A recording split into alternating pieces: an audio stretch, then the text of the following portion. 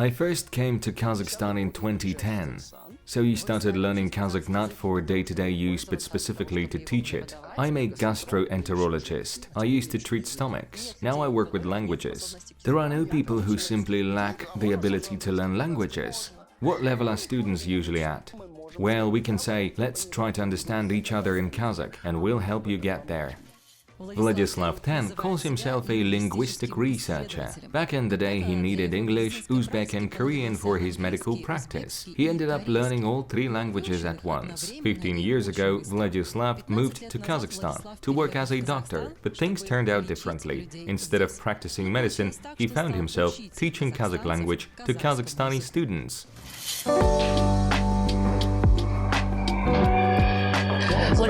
Vladislav, hello, and thank you for joining us.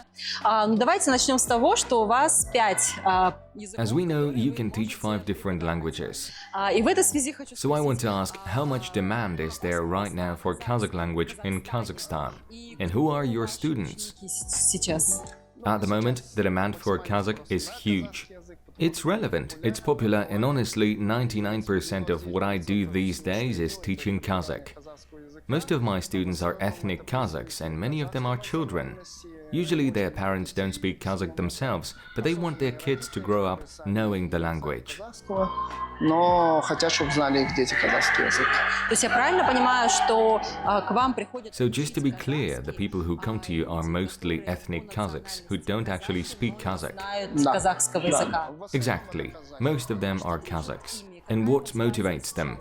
I'd say it's largely ideological. It's the idea that we are Kazakhs, so we should know our own language. I think society as a whole has matured. Kazakhs themselves have reached a point where they want to reconnect with their roots. Among your students, are there also people who study Kazakh not for ideological reasons, but simply because they need it for work? And if so, what's their level usually like? Typically, they don't know the language at all. Not at all. Right, because here's the thing, you often hear people say, I didn't know Kazakh, and then suddenly I started speaking it. But those people actually did know Kazakh at least passively. They understood it, but they just weren't speaking. At some point, they pushed through the psychological barrier and started talking.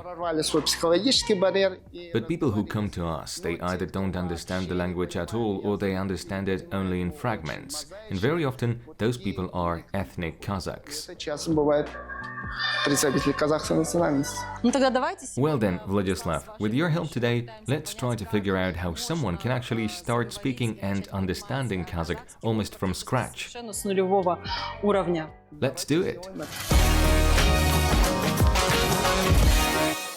When I first came to Kazakhstan in 2010, I immediately wanted to learn Kazakh. Why? Well, in Uzbekistan everyone speaks Uzbek, so I assumed that in Kazakhstan everyone must be speaking Kazakh. It's the state language after all, so I thought it would help me advance my medical career here, maybe even end up working in the Ministry of Health someday. For that, Kazakh would be essential. That was clear to me right away. But then I ran into something unexpected. A bit of a culture shock, really. It turned out that practically everyone spoke Russian, so that's why I put off learning Kazakh at first. I mean, where was I supposed to practice? You'd have to actively seek it out. I was working as a doctor at the time, but right after I arrived, I bought Bekturov's textbook. Everyone knows Bekturov, he laid out the grammar in detail. I read it in one sitting. Technically, Kazakh is similar to Uzbek, with its own quirks, of course. But I realized it wasn't that difficult. I could definitely learn it. It would just take time. And then I realized that in Kazakhstan there's actually a problem with the Kazakh language itself. People want to know it but can't, or they are expected to know it but they don't. In Tashkent, there's no such issue with Uzbek. That problem just doesn't exist there, even though a lot of people speak Russian in Tashkent. But with Kazakh it's different. The issue runs much deeper. It's the fact that many Kazakhs themselves don't speak Kazakh, and that's what creates the problem in the first place. So I thought I should start learning it. After all, it isn't a difficult language. And yet, for some reason, hardly anyone here seems to be able to master it. So you started learning Kazakh not for day-to-day use, but specifically to teach it. That's right. I always say this. I learned Kazakh specifically so I could teach it. Of course, there were other reasons too. I knew I was tying my life to Kazakhstan. But one of my main goals was to learn Kazakh so I could teach it as a foreign language. Была такая у меня цель – выучить казахский, чтобы его преподавать в качестве иностранного языка. And did you ever have an issue with students thinking, maybe I'd better be off learning from someone who's spoken Kazakh their whole life, rather than from someone who only picked it up recently? I get what you mean. Like, he only started learning it last year, how can he teach me? Бывает вот такое, знаете. There's often a kind of bias at play.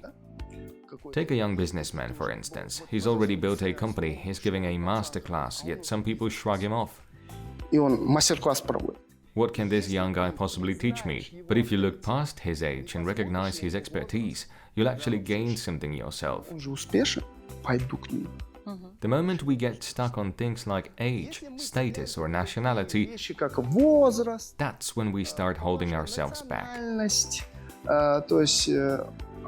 Did you experience that yourself? Was it an easy transition for you? Или все было легко?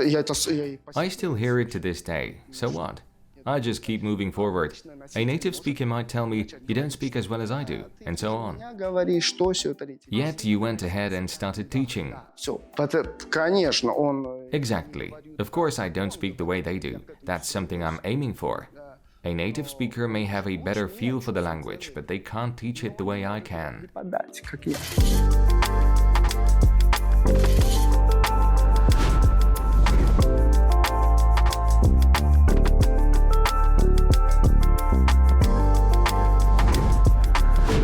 I said that I would come tomorrow. Men ертең келемін деймін. Or dedim. Now, if we use I too here, that's indirect speech, so we need the present future participle. Деп айтамын. Exactly, деп айту. In fact, there are three verbs, деу, деп айту, and айту. But деу and деп айту mean the same thing. The only difference is that деу is more conversational, while деп айту is more formal. And I2 here, see, it looks like it fits, but it actually has nothing to do with it. So, dedim and devaytım, same thing. Now try again. Men ертең келемін dedim. Or, men ертең келемін devaytım. Right, they mean the same, but I2 is different. Here, you also need the present future participle. So, Келетінімді айтам. Понятно? Айтам. Perfect. Men ертең келетінімді айттым. И теперь это. Got it? Now, if you want to say, I said that Marat lived in Astana using dew. Живет там в Астане. Я скажу, что Марат живет в Астане вот через это, да, через дело. Men Marat Astanada тұрады дедім. Тұрады дедім. Or деп айттым. And with this one? Men Marat Astanada тұрады. Тұратынын айттым. Тұратының. Got it. Потому что Accusative case. это туратыны. And if I said he came, how would you say he came? Пришел. Здесь как он пришел? Мен. Ол келді. Деді. Деп айтты. And here, А здесь кель. келгенін айтты. Exactly, that's it. That's direct and indirect speech.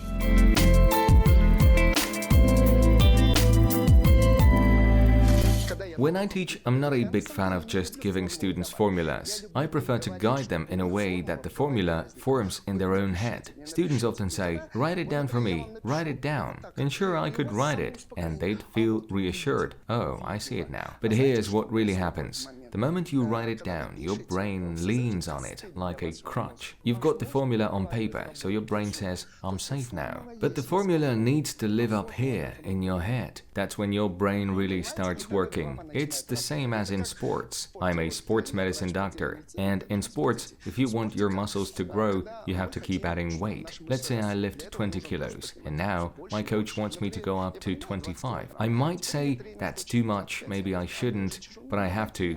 Only then will the muscles grow. Language is the same. If I just give you a formula, you'll glance at it and relax. Okay, after soft vowels comes E, after hard vowels A, after consonants Y. And you're calm. But you haven't really put it in your head. I'm trying to teach in a way that the formula comes alive, and once it does, it's always with you.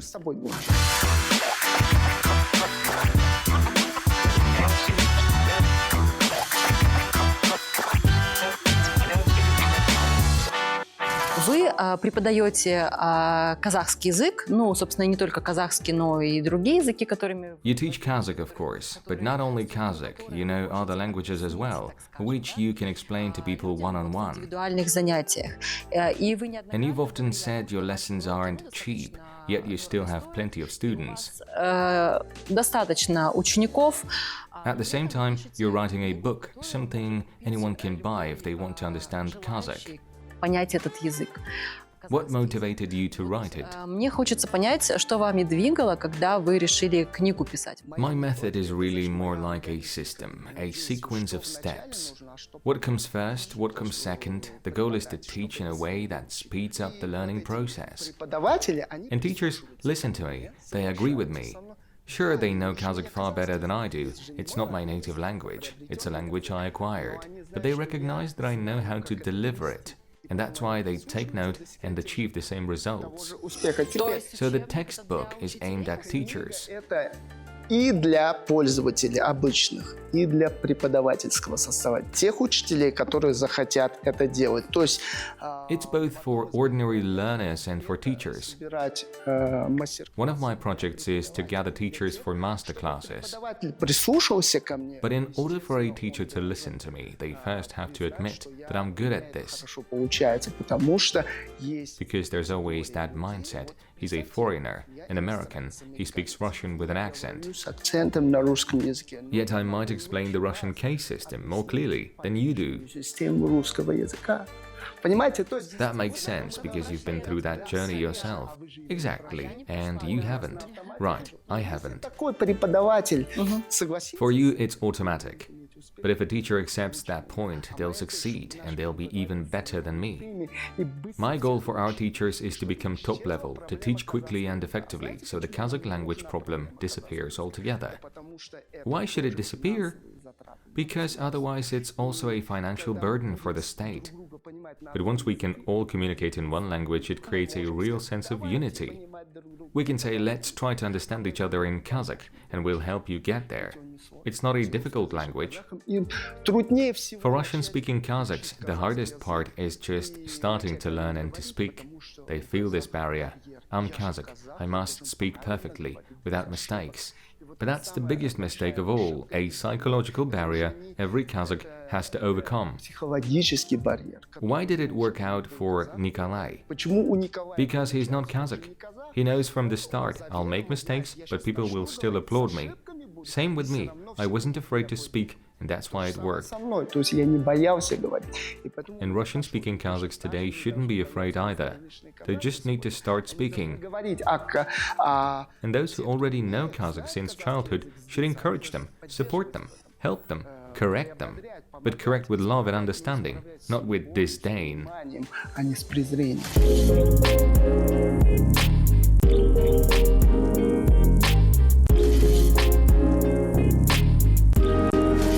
So how do you actually maximize learning? Well, I came from Uzbekistan, and for 10 years at school we were taught Uzbek. 10 years. And the whole time I struggled because I didn't know it. I only really learned Uzbek at the age of 25, from scratch.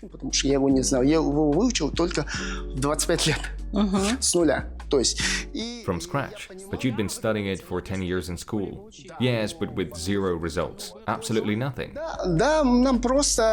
Absolutely. In reality, we were barely passing, getting D's and F's, and then the teacher would just bump us up to a C. That's what I have in my diploma, a C in Uzbek, even though I couldn't speak it. And it wasn't just me.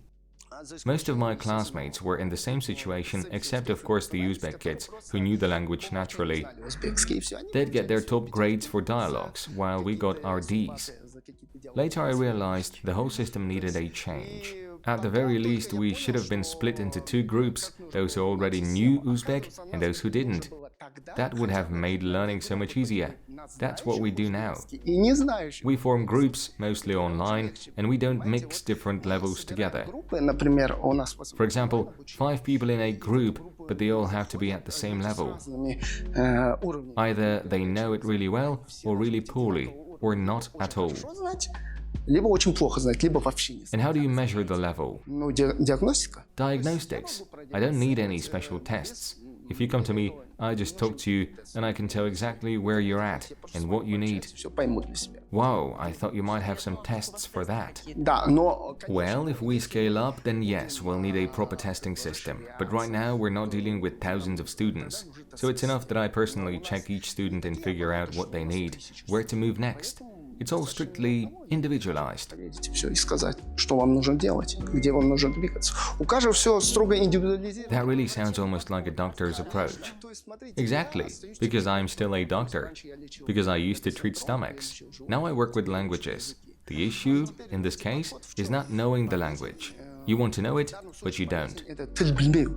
То есть это незнание языка. То есть не знаешь язык, это значит, а ты хочешь его знать, а у тебя этого нет. And that's a problem. Значит, болезнь. Exactly, a disease. But unlike real medical conditions, this one is chronic, slow-moving, recurring, but treatable.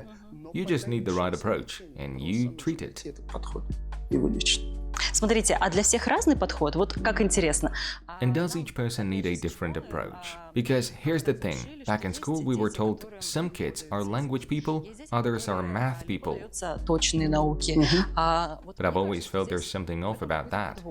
присутствует, потому смотрите. что Because dividing people into good and bad language learners doesn't seem fair. и плохо их усваивающих как-то нечестно. After all, we all grow up speaking at least one language, so shouldn't we all be equally capable of learning a foreign one too? На иностранном языке общаться. Да, здесь есть некий подвох, и вы правильно заметили, ведь мы все в одинаковой степени владеем You're right, there is something off about it. языком да. владения. Да. We all have equal command of our first language, whether it's Russian, Kazakh, English, whatever. Yet people say, oh, this person learns better by ear, that one visually. Есть такие вещи, никто And yes, those differences exist. Nobody denies that. одинаково посягает язык. But overall, people acquire languages in roughly the same way. Ну, не то, что Science proves it. это наука, это For instance, if a child is born deaf without intervention, they automatically become mute. если с ним не работать и становится. Why? Because no auditory signals reach the brain, so the child can't process speech and never learns to speak. Может обрабатывать речевую информацию. But if a child is born blind, they'll still learn to talk, sometimes even faster than sighted children. Может разговориться в разы быстрее, чем Because for them, hearing becomes the only channel of perception. зрение для него это уши. And after all, we learn to read and write much later than we learn to speak. Конечно. И я к чему? То есть Exactly, and that's the point. языка мы пренебрегаем. In the process of learning a language, we tend to neglect the most important skill, listening. Что I always tell my students, the number one thing is to listen to the language. Look, what I give you is maybe 10%, like a pill. таблетка, которую я дам, I hand it to you, but who's going to go on the diet? Who's going to start exercising? Who's going to quit smoking? That part isn't me. I give you the pill, you take it. я не буду делать. Я даю But it won't work unless you change your lifestyle. Same with language learning. образ жизни не поменяешь. То же самое врачевание. То есть, если человек... So if someone says, languages were always really hard for me at school and learning a second one is just impossible, Какой-то там второй для меня это... I couldn't do it back then, and there's no way I can do it now. Выучил в детстве, а сейчас... Does that basically mean they just don't want to do the things you've been talking about? Вы перечисляете? Да, давайте вот так скажу. Exactly. Let me put it this way. Неправильно учить. If you study a language the wrong way, you won't learn it, even in a lifetime. Ему и жизни. But if you study it the right way, you can learn one new language per year. Он в год будет по одному языку изучать. So back to my question. There are no people who simply lack the ability to learn languages. Так Нет получается? таких людей. Смотрите, да, есть какие-то No such thing. людей врожденные качества. Sure, people have different natural qualities. Кто-то вот двое будут. Even in sports, two brothers might both box. One becomes world champion, the other doesn't. То есть есть генетика, да, есть. Genetics play a role, but the truth is, both still become boxers. То есть если все One just ends up more outstanding. That's all. мы оба боксерами станем. Но он более выдающимся просто станет. Никто об этом не говорит. Да. Ah, I see. So someone with more natural talent might end up more eloquent. Более красноречив. Exactly. For example, I had a student, Kerim. He's a Paralympic world champion in karate. Мира по... In just 20 lessons, I taught him English from scratch. He picked it up quickly. He learned English in much the same way Nikolai learned Kazakh. Как, например, Of course, that doesn't mean his English is perfect, but he reached a level where he could say everything he needed and even pass it on. и преподать. He learned all the basic grammar, got the logic of the language, and listened a lot. Он очень много слушал. Он He's completely blind, by the way, so I didn't write anything down for him. I just spoke. только говорил.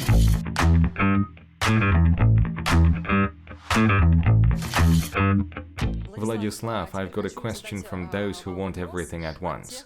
We've already talked about the fact that it is possible to learn several languages at the same time and to do it effectively, as you've shown by your own example. But how?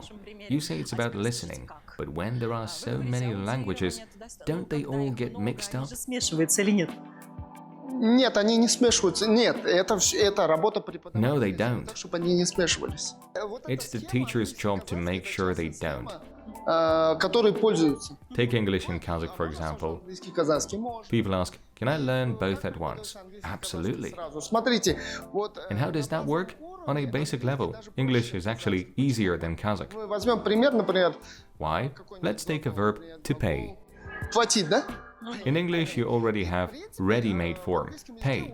You just plug it in. I pay. Minimum effort. Платить, to pay, да? И ты уже... But in Kazakh, you take tuleu. But you can't just say min tuleu. Ты находишь голову тулеу. Но ты не скажешь min tuleu. No, you can't. Там уже нужна технология. You need the grammar technology. Min tulimen. Min tulим. Потом технологии. И так несколько... И можно... And from there, you can give 100 verbs with min, so the student develops automaticity. Min, барам, мен, келем, что понял? Whereas in English, you just say, I pay, I buy, I work, I do, done. I go, все. Then you introduce negation. Теперь давай отрицание внедрим. А когда человек начинает When a person starts actively using another language, actually speaking it, what happens in the brain when they're learning two languages at once? это возникает ли такая Is it common to want to speak Kazakh, but end up using an English structure instead? на казахском, но в это время у Может, тебя проникает английская конечно, это может конструкция? возникнуть. Of course, that can happen. Why? Because English may actually settle in faster than Kazakh, because linguistically it's closer to Russian. Лингвистически ближе к русскому языку. Владислав, а вот по опыту ваших And from your experience, how do you know when you've given your students everything you can and it's time to let them go? изучение языка это Or is learning a language endless in your view? не имеет конца в вашем случае? Нет, вот здесь у меня тот же медицинский подход, вот когда я должен отпустить пациента No.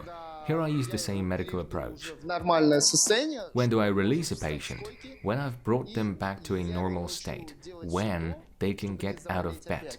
чтобы он мог улучшать свое здоровье. And I teach them how to stay healthy so they don't relapse and how to keep improving their health on their own. То есть 3 10-урочных курса. Same with languages. Прохождение этих курсов Take Nikolai, for example. больше не нужен. We did 30 lessons, 3 courses. Он не будет залечивать At the end, I told him, you don't need me anymore. сам. A good doctor doesn't overtreat. И финансово нагружать. He says, you're fine. You can manage on your own.